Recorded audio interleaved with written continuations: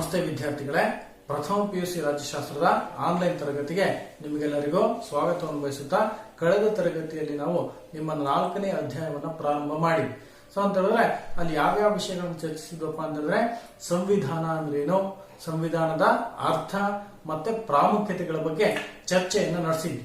So ಇಂದಿನ ತರಗತಿಯಲ್ಲಿ ನಾವು ಈ ಸಂವಿಧಾನಾತ್ಮಕ ಸರ್ಕಾರ ಅಂದ್ರೇನು, ಇಂತಹ ಸಂವಿಧಾನಾತ್ಮಕ ಸರ್ಕಾರ ಅಂತಕ್ಕಂಥದ್ದು ಯಾವ ಯಾವ ಲಕ್ಷಣಗಳನ್ನ ಒಳಗೊಂಡಿದೆ ಅಂತಕ್ಕಂಥ ವಿಷಯಗಳ ಬಗ್ಗೆ ಚರ್ಚಿಸೋಣ ವಿದ್ಯಾರ್ಥಿಗಳು. ಸೊ ಇಲ್ಲಿ ಈ ಸಂವಿಧಾನಾತ್ಮಕ ಸರ್ಕಾರ ಅಂತ ಹೇಳಿದ್ರೆ ಏನಪ್ಪಾ ಅಂತಂದ್ರೆ ಸಂವಿಧಾನದ ನೀತಿ ನಿಯಮಗಳಿಗೆ ಅನುಗುಣವಾಗಿ ಕಾರ್ಯವನ್ನ ನಿರ್ವಹಿಸತಕ್ಕಂತ ಸರ್ಕಾರವನ್ನೇ ಸಂವಿಧಾನಾತ್ಮಕ ಸಂವಿಧಾನಾತ್ಮಕ ಸರ್ಕಾರ ಅಂತೇಳಿ ಕರಿತೀವಿ ಅನ್ನುವಂಥ. ಸೊ ಅಂತ ಹೇಳಿದ್ರೆ ಯಾವ ರಾಷ್ಟ್ರದಲ್ಲಿ ಸರ್ಕಾರವು ಸಂವಿಧಾನದ ನಿರ್ದೇಶನದ ಮೇರೆಗೆ ಸಂವಿಧಾನದಲ್ಲಿರತಕ್ಕಂತಹ ವಿಧಿವಿಧಾನಗಳಿಗೆ ಅನುಗುಣವಾಗಿ ಅಥವಾ ಸಂವಿಧಾನದಲ್ಲಿರುವ ನೀತಿ ನಿಯಮಾವಳಿಗಳಿಗೆ ಅನುಗುಣವಾಗಿ ಆ ರಾಷ್ಟ್ರದ ಸರ್ಕಾರ ತನ್ನ ದಿನನಿತ್ಯದ ಎಲ್ಲ ಕೆಲಸ ಕಾರ್ಯಗಳನ್ನ ನಿರ್ವಹಿಸ್ತಾ ಇದ್ರೆ ಅಂತಹದ್ದನ್ನೇ ಇಲ್ಲಿ ಸಂವಿಧಾನಾತ್ಮಕ ಸರ್ಕಾರ ಅಂತೇಳಿ ಕರಿತೀವಿ ಅನ್ನುವಂಥದ್ದು. ನಿಮಗೆ 1 ಅಥವಾ 2 ಮಾರ್ಕ್ಸ್ ಕೇಳ್ತಕ್ಕಂಥ ಕ್ವಶನ್ ಏನು, ಸಂವಿಧಾನಾತ್ಮಕ ಸರ್ಕಾರ ಎಂದರೆ ಏನು ಅಂತೇಳಿ ಕೇಳ್ತಾರೆ. ಏನು, ರಾಷ್ಟ್ರದ ಸರ್ಕಾರವು ಸಂವಿಧಾನದಲ್ಲಿರುವ ವಿಧಿವಿಧಾನಗಳಿಗೆ ಅಥವಾ ಸಂವಿಧಾನದ ನೀತಿ ನಿರ್ದೇಶನಗಳಿಗೆ ಅನುಗುಣವಾಗಿ ಕಾರ್ಯವನ್ನು ನಿರ್ವಹಿಸ್ತಾ ಇದ್ರೆ ಅದನ್ನೇ ಇಲ್ಲಿ ಸಂವಿಧಾನಾತ್ಮಕ ಸರ್ಕಾರ ಅಂತೇಳಿ ಕರಿತೀವಿ ಅನ್ನುವಂಥ. ಇಂತಹ ಸಂವಿಧಾನಾತ್ಮಕ ಸರ್ಕಾರ ಇರ್ತಕ್ಕಂಥ ರಾಷ್ಟ್ರಗಳಲ್ಲಿ ಸರ್ಕಾರದ ರಚನೆ, ಸರ್ಕಾರದ ಅಧಿಕಾರ ವ್ಯಾಪ್ತಿ, ಸರ್ಕಾರದ ಅಂಗಗಳು ಸೊ ಇತ್ಯಾದಿ ಎಲ್ಲ ಅಂಶಗಳನ್ನ ಸಂವಿಧಾನದಲ್ಲಿ ನಿರೂಪಿಸಲ್ಪಟ್ಟಿರಲಾಗಿರುತ್ತೆ. ಸೊ ಅಂತ ಹೇಳಿದ್ರೆ ಸಂವಿಧಾನದಲ್ಲಿ ರಚಿಸಲ್ಪಟ್ಟಿರುತ್ತೆ. ಸೊ ಅಂತ ಹೇಳಿದ್ರೆ ಸರ್ಕಾರ ಹೇಗೆ ಕಾರ್ಯನಿರ್ವಹಿಸಬೇಕು, ಅದರ ಸ್ವರೂಪ ಏನು, ಅದರ ಅಂಗಗಳು ಯಾವ್ಯಾವು, ಸೊ ಅವುಗಳ ಅಧಿಕಾರ ವ್ಯಾಪ್ತಿ ಏನೇನು, ಸೊ ಇವೆಲ್ಲ ವಿಷಯಗಳನ್ನ ಆ ರಾಷ್ಟ್ರದ ಸಂವಿಧಾನ ರಚಿಸಿಕೊಂಡಿರುತ್ತೆ ಅಂತಕ್ಕಂಥದ್ದು. ಸೊ ಇದ್ರ ಜೊತೆಗೆ ಇಲ್ಲಿ ಪ್ರಜೆಗಳ ಹಕ್ಕು ಮತ್ತೆ ಕರ್ತವ್ಯಗಳು ಯಾವ್ಯಾವು, ಸೊ ಇಂತಹ ಎಲ್ಲ ಅಂಶಗಳನ್ನ ಆ ಸಂವಿಧಾನ ಒಳಗೊಂಡು ರಚನೆಯಾಗಿರೋದನ್ನ ನಾವಿಲ್ಲಿ ಗುರುತಿಸ್ತಾ ಹೋಗ್ಬೋದು ಅನ್ನುವಂಥದ್ದು. ಇಲ್ಲಿ ಇಂತಹ ಸಂವಿಧಾನಾತ್ಮಕ ಸರ್ಕಾರವನ್ನ ಒಳಗೊಂಡಿರ್ತಕ್ಕಂಥ ರಾಷ್ಟ್ರಗಳು ಸಾಮಾನ್ಯವಾಗಿ ಅಂತಹ ಸಂವಿಧಾನಾತ್ಮಕ ಸರ್ಕಾರ ಅಂತಕ್ಕಂಥದ್ದು ಎಲ್ಲ ಲಿಖಿತ ದಾಖಲೆಗಳ ಮೂಲಕ ರಚಿಸಲ್ಪಟ್ಟಿರುತ್ತೆ ಅಂತಕ್ಕಂಥದ್ದು. ಅಂತ ಹೇಳಿದ್ರೆ ಸಂವಿಧಾನಾತ್ಮಕ ಸರ್ಕಾರ ಹೇಗೆ ತನ್ನ ಎಲ್ಲ ಕೆಲಸ ಕಾರ್ಯಗಳನ್ನು ನಿರ್ವಹಿಸಬೇಕು, ಸೊ ಅದು ಹೇಗೆ ತನ್ನ ಅಧಿಕಾರವನ್ನು ಚಲಾಯಿಸಬೇಕು, ಸೊ ಇತ್ಯಾದಿ ಎಲ್ಲ ಅಂಶಗಳಿಗೆ ಸಂಬಂಧಿಸಿದಂತೆ ಸಂವಿಧಾನದಲ್ಲಿ ಲಿಖಿತ ದಾಖಲೆಗಳ ಮೂಲಕ ರಚಿಸಲಾಗಿರೋದನ್ನ ನಾವಿಲ್ಲಿ ಗುರುತಿಸ್ತಾ ಹೋಗ್ಬೋದು ಅನ್ನುವಂಥದ್ದು. ಸೊ ಇಲ್ಲಿ ಇಂತಹ ಸಂವಿಧಾನಾತ್ಮಕ ಸರ್ಕಾರ ಕಾರ್ಯವನ್ನ ನಿರ್ವಹಿಸತಕ್ಕಂತ ರಾಷ್ಟ್ರಗಳಲ್ಲಿ ಸರ್ಕಾರದ ರಾಜಕೀಯ ವ್ಯಾಪ್ತಿಯನ್ನ ನಿಯಂತ್ರಿಸತಕ್ಕಂತ ಕೆಲಸವನ್ನ ಸಂವಿಧಾನ ಅಲ್ಲಿ ಮಾಡ್ತಾ ಇದೆ. ಅಂತ ಹೇಳಿದ್ರೆ ಸಂವಿಧಾನಾತ್ಮಕ ಸರ್ಕಾರವನ್ನ ಹೊಂದಿರುವ ರಾಷ್ಟ್ರಗಳಲ್ಲಿ ಸರ್ಕಾರದ ರಾಜಕೀಯ ಅಧಿಕಾರ ವ್ಯಾಪ್ತಿಯನ್ನ ನಿಯಂತ್ರಣ ಮಾಡತಕ್ಕಂತ ಕೆಲಸವನ್ನ ಆ ರಾಷ್ಟ್ರದ ಸಂವಿಧಾನ ಮಾಡುತ್ತೆ ಅಂತ ಹೇಳಿದ್ರೆ ಇಲ್ಲಿ ನಾನು ಸಂವಿಧಾನದ ಪ್ರಾಮುಖ್ಯತೆಯಲ್ಲಿ ಹೇಳಿದ್ದೇನೆ. ಏನು, ಸರ್ಕಾರ ನಿರಂಕುಶಾಧಿಕಾರಿಯಂತೆ ವರ್ತಿಸದಂತೆ ತಡಿತಕ್ಕಂಥ ಕೆಲಸವನ್ನು ಯಾರು ಮಾಡ್ತಾರೆ, ಸಂವಿಧಾನ ಮಾಡುತ್ತೆ ಅಂತ ಹೇಳಿ.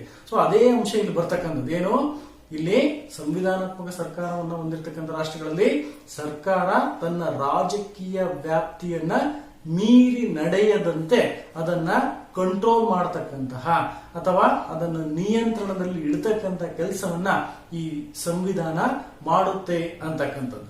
ಇಂತಹ ಸಂವಿಧಾನಾತ್ಮಕ ಸರ್ಕಾರದ ಒಂದು ಮೂಲ ತತ್ವ ಏನ್ ಹೇಳುತ್ತಪ್ಪ ಅಂತ ಹೇಳಿದ್ರೆ ಕಾನೂನಿನ ಆಧಾರದ ಮೇಲೆ ಅಧಿಕಾರ ಚಲಾವಣೆ ಅಂತ ತಿಳಿಸುತ್ತೆ. ಅಂತ ಹೇಳಿದ್ರೆ ಕಾನೂನಿನ ಆಧಾರದ ಮೇಲೆ ಅಧಿಕಾರವನ್ನ ಚಲಾಯಿಸಬೇಕು ಅಥವಾ ರೂಲ್ ಆಫ್ ಲಾ ಅಂತೇಳಿ ಕರೀತಾರೆ. ಕಾನೂನಿನ ಅಧಿಕಾರ ಚಲಾವಣೆ ಅಂತಕ್ಕಂಥದ್ದು. ಸೊ ಅಂತ ಹೇಳಿದ್ರೆ ಇಲ್ಲಿ ಇಂತಹ ಸಂವಿಧಾನಾತ್ಮಕ ಸರ್ಕಾರವನ್ನ ಹೊಂದಿರತಕ್ಕಂಥ ರಾಷ್ಟ್ರಗಳಲ್ಲಿ ಕಾನೂನಿನ ಮುಂದೆ ಎಲ್ಲರೂ ಸರಿಸಮಾನರು. ಸೊ ಇಲ್ಲಿ ಎಲ್ಲಾ ಕಾನೂನುಗಳು ಎಲ್ಲರಿಗೂ ಸರಿಸಮಾನವಾಗಿ ಅನ್ವಯವಾಗುತ್ತೆ. ಸೊ ಇಲ್ಲಿ ಯಾರೂ ಮೇಲಲ್ಲ ಯಾರೂ ಕೀಳಲ್ಲ ಅಂತಕ್ಕಂಥ ಅರ್ಥವನ್ನ ಇದು ರೂಲ್ ಆಫ್ ಲಾ ಅಂತಕ್ಕಂಥ ಅಂಶ ನೀಡುತ್ತೆ. ಅಂತ ಹೇಳಿದ್ರೆ ಇಲ್ಲಿ ಆಡಳಿತಶಾಹಿ ವರ್ಗ ಆಗಿರ್ಬೋದು ಅಥವಾ ಸಾಮಾನ್ಯ ಪ್ರಜೆಗಳಾಗಿರ್ಬೋದು. ಸೊ ಇವರೆಲ್ಲರಿಗೂ ಸಮೇತ ಇಂತಹ ಕಾನೂನು ಅಂತಕ್ಕಂಥದ್ದು ಸರಿಸಮಾನವಾಗಿ ಅನ್ವಯವಾಗುತ್ತೆ. ಸೊ ಇಲ್ಲಿ ಕಾನೂನೇ ಎಲ್ಲರಿಗಿಂತ ಸರ್ವಶ್ರೇಷ್ಠವಾಗಿ ಈ ಸಂವಿಧಾನಾತ್ಮಕ ಸರ್ಕಾರದಲ್ಲಿ ಕಾರ್ಯನಿರ್ವಹಿಸ್ತಾ ಇರುತ್ತೆ ಅಂತಕ್ಕಂಥ. ಸೊ ಇಲ್ಲಿ ಈ ಸಂವಿಧಾನ ಅಂತಕ್ಕಂಥದ್ದು ಸರ್ಕಾರ ಮತ್ತೆ ಪ್ರಜೆಗಳ ನಡುವಿನ ಸಂಬಂಧ ಹೇಗಿರಬೇಕು ಅಂತಕ್ಕಂಥದನ್ನ ನಿರ್ಧರಿಸತಕ್ಕಂಥ ಕೆಲಸವನ್ನ ಈ ಸಂವಿಧಾನಾತ್ಮಕ ಸರ್ಕಾರವನ್ನ ಹೊಂದಿರತಕ್ಕಂಥ ರಾಷ್ಟ್ರಗಳಲ್ಲಿ ಸಂವಿಧಾನ ಮಾಡೋದನ್ನ ನಾವಿಲ್ಲಿ ಗುರುತಿಸಬಹುದು. ಇದರ ಜೊತೆಗೆ ಸರ್ಕಾರ ತಾನು ಏನೆಲ್ಲ ಕೆಲಸ ಕಾರ್ಯಗಳನ್ನು ನಿರ್ವಹಿಸಿಕೊಂಡು ಹೋಗುತ್ತಾರ, ಸೊ ಆ ಎಲ್ಲ ಕೆಲಸ ಕಾರ್ಯಗಳು ಸಂವಿಧಾನದ ವಿಧಿ ವಿಧಾನಗಳಿಗೆ ಅನುಗುಣವಾಗಿ ಸರ್ಕಾರ ತನ್ನ ಎಲ್ಲ ಕೆಲಸ ಕಾರ್ಯಗಳನ್ನ ನಿರ್ವಹಿಸಿಕೊಂಡು ಹೋಗ್ಬೇಕಾಗಿರುತ್ತೆ ಅನ್ನುವಂಥ. ಸೊ ಇಲ್ಲಿ ಇಂತಹ ಸಂವಿಧಾನಾತ್ಮಕ ಸರ್ಕಾರದ ವಿಕಾಸವನ್ನ ನಾವು ನೋಡೋದಾದ್ರೆ, ಸೊ ಇಲ್ಲಿ ಪ್ರಮುಖವಾಗಿ 1215ರಲ್ಲಿ ಬ್ರಿಟನ್ ನಲ್ಲಿ ಒಂದು ಮ್ಯಾಗ್ನಾ ಕಾರ್ಟಾವನ್ನ ಹೊರಡಿಸಲಾಗುತ್ತೆ. ಸೊ ಅಂತ ಹೇಳಿದ್ರೆ ಅಲ್ಲಿನ ರಾಜಪ್ರಭುತ್ವದ ಅಧಿಕಾರವನ್ನ ಸೀಮಿತಗೊಳಿಸ್ತಾರೆ. ಆ ಮೂಲಕ ಪ್ರಜೆಗಳಿಗೆ ಸ್ವಾತಂತ್ರ್ಯವನ್ನ ನೀಡಲಾಗುತ್ತೆ. ಸೊ ಹೀಗೆ ಸಂವಿಧಾನಾತ್ಮಕ ಸರ್ಕಾರ ಅಂತಕ್ಕಂಥದ್ದು ಅಂದಿನ ಕಾಲದಲ್ಲಿ ಬ್ರಿಟನ್ ನಲ್ಲಿ ಅಸ್ತಿತ್ವಕ್ಕೆ ಬಂದಿದ್ದನ್ನು ನಾವು ಗುರುತಿಸಬಹುದು. ಸೊ ಇದ್ರ ಜೊತೆಗೆ ಅಮೆರಿಕಾದಲ್ಲಿ ಈ ಮಾನವ ಹಕ್ಕುಗಳನ್ನ ಘೋಷಣೆ ಮಾಡಲಾಗುತ್ತೆ. ಸೊ ಆ ಮೂಲಕವಾಗಿ ಪ್ರಜೆಗಳಿಗೆ ನೀಡಿರ್ತಕ್ಕಂಥ ಹಕ್ಕುಗಳು ಮೂಲಭೂತವಾದವುಗಳು ಅಂತೇಳಿ ಈ ಸಂವಿಧಾನದ ಮೂಲಕ ಸರ್ಕಾರವನ್ನು ಜಾರಿಗೆ ತರಲಾಗುತ್ತೆ. ಸೊ ಈ ಮೂಲಕವಾಗಿ ಹಂತ ಹಂತವಾಗಿ ಈ ಸಂವಿಧಾನಾತ್ಮಕ ಸರ್ಕಾರ ಅಂತಕ್ಕಂಥದ್ದು ವಿಕಸನವಾಗಿ ಬೆಳೆದು ಬಂದಿರೋದನ್ನ ನಾವು ಗುರುತಿಸ್ತಾ ಹೋಗ್ಬೋದು ಅನ್ನುವಂಥದ್ದು. ಸೊ ಇಲ್ಲಿ ಒಟ್ಟಾರೆಯಾಗಿ ಈ ಸಂವಿಧಾನಾತ್ಮಕ ಸರ್ಕಾರ ಅಂತ ಹೇಳಿದ್ರೆ ಏನಪ್ಪಾ ಅಂತಂದ್ರೆ, ಯಾವುದೇ ಒಂದು ರಾಷ್ಟ್ರದಲ್ಲಿ ಅಲ್ಲಿನ ಸರ್ಕಾರವು ಸಂವಿಧಾನದಲ್ಲಿರುವ ವಿಧಿ ವಿಧಾನಗಳಿಗೆ ಅನುಗುಣವಾಗಿ ಅಥವಾ ಸಂವಿಧಾನದಲ್ಲಿರುವ ನೀತಿ ನಿಯಮಾವಳಿಗಳಿಗೆ ಅನುಗುಣವಾಗಿ ಆ ರಾಷ್ಟ್ರದ ಸರ್ಕಾರ ಕಾರ್ಯವನ್ನ ಚಲಾಯಿಸ್ತಾ ಇದ್ರೆ ಅಥವಾ ಕಾರ್ಯವನ್ನು ನಿರ್ವಹಿಸ್ತಾ ಇದ್ರೆ ಅಂತದ್ದನ್ನೇ ಇಲ್ಲಿ ಸಂವಿಧಾನಾತ್ಮಕ ಸರ್ಕಾರ ಅಂತೇಳಿ ಕರಿತೀವಿ ಅನ್ನುವಂಥದ್ದು. ಸೊ ಹಾಗಾದ್ರೆ ಇಂತಹ ಸಂವಿಧಾನಾತ್ಮಕ ಸರ್ಕಾರದ ಲಕ್ಷಣಗಳು ಏನೇನು ಅಂತೇಳಿ ನಾವು ಒಂದೊಂದಾಗಿ ನೋಡೋದಾದ್ರೆ, ಫಸ್ಟ್ ಒನ್ ಏನಪ್ಪಾ ಅಂತಂದ್ರೆ ಸಂವಿಧಾನವು ಸರ್ವೋಚ್ಚವಾದಂತಹ ಅಧಿಕಾರವನ್ನ ಪಡೆದಿದೆ ಅನ್ನುವಂಥದ್ದು. ಅಂತ ಹೇಳಿದ್ರೆ ಇಂತಹ ಸಂವಿಧಾನಾತ್ಮಕ ಸರ್ಕಾರವನ್ನ ಹೊಂದಿರತಕ್ಕಂಥ ರಾಷ್ಟ್ರಗಳಲ್ಲಿ ಇಲ್ಲಿ ಸಂವಿಧಾನನೇ ಅಂತಿಮವಾದಂಥದ್ದು. ಸೊ ಅಂತಿಮವಾದಂತಹ ಅಧಿಕಾರವನ್ನ ಇಂತಹ ಸಂವಿಧಾನನೇ ಪಡೆದಿದೆ. ಇಂತಹ ಸಂವಿಧಾನದ ವಿಧಿ ವಿಧಾನಗಳಿಗೆ ಅನುಗುಣವಾಗಿ, ಇಂತಹ ಸಂವಿಧಾನದ ನೀತಿ ನಿಯಮಾವಳಿಗಳಿಗೆ ಅನುಗುಣವಾಗಿ ಆ ರಾಷ್ಟ್ರದಲ್ಲಿ ಸರ್ಕಾರ ರಚನೆಯಾಗಿರುತ್ತೆ.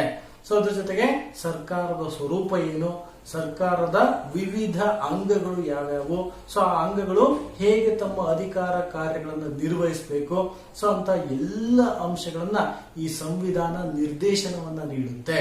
ಸೊ ಅಂತಹ ಸಂವಿಧಾನದ ನಿರ್ದೇಶನದ ಮೇರೆಗೆ ಆ ರಾಷ್ಟ್ರದ ಸರ್ಕಾರ ಕಾರ್ಯವನ್ನ ನಿರ್ವಹಿಸ್ತಾ ಇರುತ್ತೆ ಅನ್ನುವಂಥ. ಹಾಗಾಗಿ ಇಂತಹ ಸಂವಿಧಾನಾತ್ಮಕ ಸರ್ಕಾರವನ್ನ ಹೊಂದಿರತಕ್ಕಂಥ ರಾಷ್ಟ್ರಗಳಲ್ಲಿ ಸಂವಿಧಾನ ಅಂತಕ್ಕಂಥದ್ದು ಇದು ಆ ರಾಷ್ಟ್ರದ ಅಥವಾ ಆ ರಾಜ್ಯದ ಮೂಲಭೂತ ಕಾನೂನಾಗಿ ಕಾರ್ಯವನ್ನ ನಿರ್ವಹಿಸುತ್ತೆ ಅನ್ನುವಂಥದ್ದು. ನೆಕ್ಸ್ಟ್ ಸೆಕೆಂಡ್ ಒನ್ ಏನಪ್ಪಾ ಅಂತ ಹೇಳಿದ್ರೆ ಕಾನೂನಿನ ದೃಷ್ಟಿಯಲ್ಲಿ ಸಮಾನತೆ ಅಂತ ಹೇಳಿದ್ರೆ ಇಂತಹ ಸಂವಿಧಾನಾತ್ಮಕ ಸರ್ಕಾರವನ್ನ ಹೊಂದಿರತಕ್ಕಂಥ ರಾಷ್ಟ್ರಗಳಲ್ಲಿ ಇಲ್ಲಿ ರೂಲ್ ಆಫ್ ಲಾ ವನ್ನ ನಾವು ಕಾಣಬಹುದು. ಅಂತ ಹೇಳಿದ್ರೆ ಕಾನೂನಿನ ಆಳ್ವಿಕೆಯನ್ನ ನಾವಿಲ್ಲಿ ಗುರುತಿಸಬಹುದು ಅನ್ನುವಂಥ. ಅಂತ ಹೇಳಿದ್ರೆ ಇಲ್ಲಿ ಸಂವಿಧಾನ ನಿರೂಪಿಸಿರ್ತಕ್ಕಂಥ ಕಾನೂನುಗಳೇ ಸರ್ವಶ್ರೇಷ್ಠವಾದಂಥವು.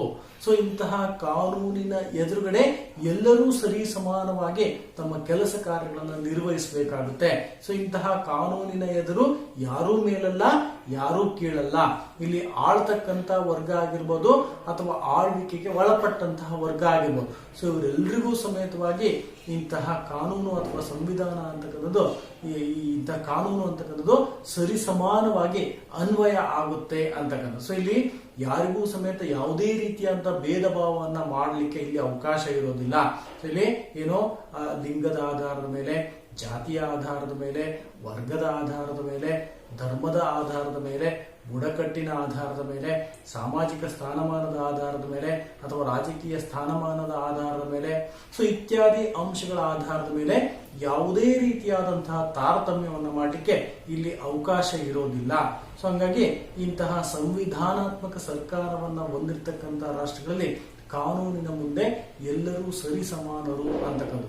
ಒಂದ್ ವೇಳೆ ಸರ್ಕಾರ ಏನಾದ್ರೂ ತನ್ನ ಅಧಿಕಾರ ವ್ಯಾಪ್ತಿಯನ್ನ ಮೀರಿ ನಡೆದ್ರೆ ಪ್ರಜೆಗಳೇನ್ ಮಾಡಬಹುದು, ನ್ಯಾಯಾಲಯದಲ್ಲಿ ಸರ್ಕಾರದ ನಡೆಯನ್ನ ಪ್ರಶ್ನಿಸಲಿಕ್ಕೆ ಇಲ್ಲಿ ಪ್ರಜೆಗಳಿಗೆ ಸ್ವಾತಂತ್ರ್ಯವನ್ನ ಅಥವಾ ಹಕ್ಕನ್ನು ನೀಡಲಾಗಿದೆ. ಸೊ ಹಂಗಾಗಿ ಇಂತಹ ಸಂವಿಧಾನಾತ್ಮಕ ಸರ್ಕಾರದ ಒಂದು ಮುಖ್ಯ ಲಕ್ಷಣ ಏನಪ್ಪಾ ಅಂತಂದ್ರೆ ಕಾನೂನಿನ ಎದುರು ಎಲ್ಲರೂ ಸರಿಸಮಾನರು ಅಂತಕ್ಕಂಥ ಅಂಶವನ್ನ ಈ ಸಂವಿಧಾನಾತ್ಮಕ ಸರ್ಕಾರ ಒಳಗೊಂಡಿದೆ ಅನ್ನುವಂಥದ್ದು. ನೆಕ್ಸ್ಟ್ ಮೂರನೇದೇನಪ್ಪಾ ಅಂತಂದ್ರೆ ವ್ಯಕ್ತಿ ಸ್ವಾತಂತ್ರ್ಯಕ್ಕೆ ರಕ್ಷಣೆ ಅಂತ ಹೇಳಿದ್ರೆ ಇಂತಹ ಸಂವಿಧಾನಾತ್ಮಕ ಸರ್ಕಾರವನ್ನ ಹೊಂದಿರತಕ್ಕಂಥ ರಾಷ್ಟ್ರಗಳಲ್ಲಿ ಸಂವಿಧಾನ ಪ್ರತಿಯೊಬ್ಬ ಪ್ರಜೆಗೂ ತಮ್ಮದೇ ಅಂತ ಹಕ್ಕು ಮತ್ತು ಸ್ವಾತಂತ್ರ್ಯಗಳನ್ನ ಒದಗಿಸಿ ಕೊಡ್ತಿರುತ್ತೆ. ಸೊ ಇಂತಹ ಹಕ್ಕು ಮತ್ತು ಸ್ವಾತಂತ್ರ್ಯಗಳಿಗೆ ಈ ಸರ್ಕಾರಗಳು ಅವುಗಳಿಗೆ ಧಕ್ಕೆಯನ್ನ ಉಂಟು ಮಾಡತಕ್ಕಂಥ ರೀತಿಯಲ್ಲಿ ಕಾರ್ಯವನ್ನ ನಿರ್ವಹಿಸಲಿಕ್ಕೆ ಇಲ್ಲಿ ಅವಕಾಶ ಇರೋದಿಲ್ಲ. ಸೊ ಹಾಗಾಗಿ ಈ ಸಂವಿಧಾನಾತ್ಮಕ ಸರ್ಕಾರದಲ್ಲಿ ಪ್ರಜೆಗಳ ಹಕ್ಕು ಮತ್ತು ಸ್ವಾತಂತ್ರ್ಯಗಳನ್ನ ರಕ್ಷಣೆ ಮಾಡತಕ್ಕಂತ ಕೆಲಸವನ್ನ ಈ ಸಂವಿಧಾನಾತ್ಮಕ ಸರ್ಕಾರ ಮಾಡುತ್ತೆ ಅನ್ನುವಂಥದ್ದು. ನೆಕ್ಸ್ಟ್ ನಾಲ್ಕನೇದಪ್ಪ ಅಂತಂದ್ರೆ ಪ್ರತಿನಿಧಿಕ ಸರ್ಕಾರ ಅಂತಕ್ಕಂಥ. ಸೊ ಅಂತ ಹೇಳಿದ್ರೆ ಇಲ್ಲಿ ಈ ನಿರಂಕುಶತ್ವ ಅಂತಕ್ಕಂಥದ್ದು ಬಲ ಮತ್ತೆ ದೌರ್ಜನ್ಯಗಳಿಗೆ ಕಾರಣವಾಗಿರುತ್ತೆ. ಅಲ್ಲಿ ನಿರಂಕುಶ ಸರ್ಕಾರದಲ್ಲಿ ಪ್ರಜೆಗಳಿಗೆ ಯಾವುದೇ ರೀತಿಯಂತ ಹಕ್ಕು ಮತ್ತು ಸ್ವಾತಂತ್ರ್ಯಗಳು ಇರೋದಿಲ್ಲ. ಅದೇ ರೀತಿಯಾಗಿ ಈ ರಾಜಪ್ರಭುತ್ವ ಅಂತಕ್ಕಂಥದ್ದು ಇದು ವಂಶ ಪಾರಂಪರ್ಯವಾಗಿ ನಡೀತಾ ಇರತಕ್ಕಂಥ ಸರ್ಕಾರ ಪದ್ಧತಿಯಾಗಿರುತ್ತೆ. ಆದ್ರೆ ಈ ಸಂವಿಧಾನಾತ್ಮಕ ಸರ್ಕಾರ ಅಂತಕ್ಕಂಥದ್ದು ಇದು ಸಂವಿಧಾನದ ವಿಧಿವಿಧಾನಗಳಿಗೆ ಅನುಗುಣವಾಗಿ ರಚನೆಯಾಗಿರೋದನ್ನ ನಾವಿಲ್ಲಿ ಕಾಣ್ತೀವಿ. ಸೊ ಹಂಗಾಗಿ ಇದು ಪ್ರತಿನಿಧಿಕ ಸರ್ಕಾರವನ್ನ ಒದಗಿಸಿಕೊಡ್ತಕ್ಕಂಥ ಕೆಲಸವನ್ನ ಈ ಸಂವಿಧಾನಾತ್ಮಕ ಸರ್ಕಾರ ಮಾಡುತ್ತೆ ಅನ್ನುವಂಥ. ಅಂತ ಹೇಳಿದ್ರೆ ಈ ಪ್ರಜೆಗಳಿಂದ ಆಯ್ಕೆಯಾಗಿರ್ತಕ್ಕಂಥ ಪ್ರತಿನಿಧಿಗಳು ಸರ್ಕಾರವನ್ನ ನಡೆಸಲಿಕ್ಕೆ ಈ ಸಂವಿಧಾನಾತ್ಮಕ ಸರ್ಕಾರ ಅವಕಾಶ ಮಾಡಿಕೊಟ್ಟಿರೋದನ್ನ ನಾವಿಲ್ಲಿ ಕಾಣಬಹುದು ಅನ್ನುವಂಥದ್ದು. ಸೊ ಇಷ್ಟೆಲ್ಲ ಲಕ್ಷಣಗಳನ್ನ ಈ ಸಂವಿಧಾನಾತ್ಮಕ ಸರ್ಕಾರ ಒಳಗೊಂಡಿರೋದನ್ನ ನಾವಿಲ್ಲಿ ಕಾಣಬಹುದು ಅನ್ನುವಂಥದ್ದು. ಇಲ್ಲಿ ಒಟ್ಟಾರೆಯಾಗಿ ನಾವು ಹೇಳೋದಾದ್ರೆ ಈ ಸಂವಿಧಾನಾತ್ಮಕ ಸರ್ಕಾರ ಅಂತ ಹೇಳಿದ್ರೆ ಏನಪ್ಪಾ ಅಂತ ಹೇಳಿದ್ರೆ ಸಂವಿಧಾನದ ವಿಧಿವಿಧಾನಗಳಿಗೆ ಅನುಗುಣವಾಗಿ ಅಥವಾ ಸಂವಿಧಾನದ ನೀತಿ ನಿಯಮಾವಳಿಗಳಿಗೆ ಅನುಗುಣವಾಗಿ ರಚನೆಯಾಗಿರ್ತಕ್ಕಂಥ ಸರ್ಕಾರವನ್ನೇ ಸಂವಿಧಾನಾತ್ಮಕ ಸರ್ಕಾರ ಅಂತ ಹೇಳಿ ಕರಿತೀವಿ. ಸೊ ಇಂತಹ ಸಂವಿಧಾನಾತ್ಮಕ ಸರ್ಕಾರದಲ್ಲಿ ಸರ್ಕಾರದ ರಚನೆ, ಅದರ ಸ್ವರೂಪ, ಅದರ ಅಂಗಗಳು, ಅವುಗಳ ಅಧಿಕಾರ ವ್ಯಾಪ್ತಿ, ಪ್ರಜೆಗಳಿಗೆ ನೀಡಿರ್ತಕ್ಕಂಥ ಹಕ್ಕು ಮತ್ತೆ ಸ್ವಾತಂತ್ರ್ಯಗಳು, ಸೊ ಇತ್ಯಾದಿ ಎಲ್ಲ ಅಂಶಗಳು ಸಂವಿಧಾನದಲ್ಲಿ ಲಿಖಿತ ರೂಪದಲ್ಲಿ ದಾಖಲೆಗಳ ಸಮೇತವಾಗಿ ರಚನೆಗೆ ಒಳಪಟ್ಟಿರ್ತವೆ ಅಂತಕ್ಕಂಥದ್ದು. ಸೊ ಇಂತಹ ಸಂವಿಧಾನಾತ್ಮಕ ಸರ್ಕಾರ ಯಾವೆಲ್ಲ ಲಕ್ಷಣಗಳನ್ನ ಒಳಗೊಂಡಿದೆ ಅಂತ ಹೇಳಿದ್ರೆ ಸಂವಿಧಾನ ಅಂತಕ್ಕಂಥದ್ದು ಪರಮೋಚ್ಚವಾದಂಥದ್ದು. ಸೊ ಇಲ್ಲಿ ಏನು ಕಾನೂನಿನೆದುರು ಎಲ್ಲರೂ ಸರಿಸಮಾನವಾಗಿರ್ತಾರೆ, ವ್ಯಕ್ತಿ ಸ್ವಾತಂತ್ರ್ಯಕ್ಕೆ ರಕ್ಷಣೆ ಇರುತ್ತೆ, ಮತ್ತೆ ಪ್ರತಿನಿಧಿಕ ಸರ್ಕಾರಕ್ಕೆ ಈ ಸಂವಿಧಾನಾತ್ಮಕ ಸರ್ಕಾರ ಅಂತಕ್ಕಂಥದ್ದು ಅವಕಾಶ ಮಾಡಿಕೊಡುತ್ತೆ ಅಂತಕ್ಕಂಥ.